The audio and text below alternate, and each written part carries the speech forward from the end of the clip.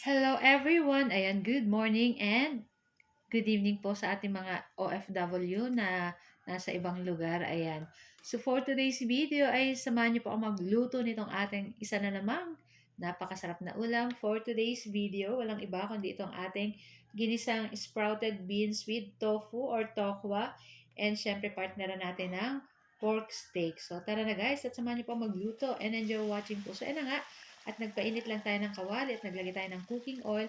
And then, ipiprito lang po natin dyan yung ating tokwa or yung ating tofu na pig slice lang po natin ng pa-cubes-cubes ng ganito lang kalalaki.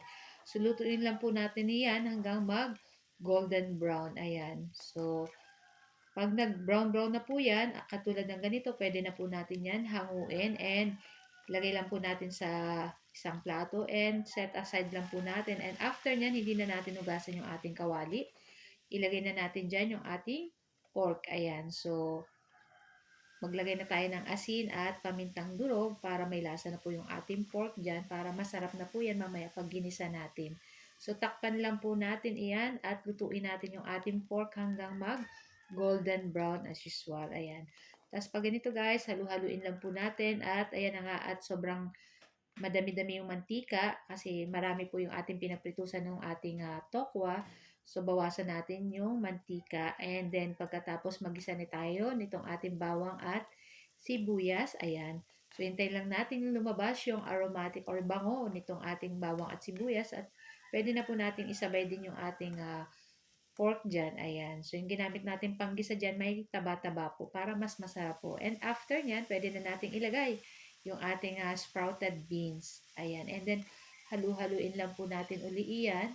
So, pag ganito po, madali lang naman po maluto yung ating mga gulay. Ayan.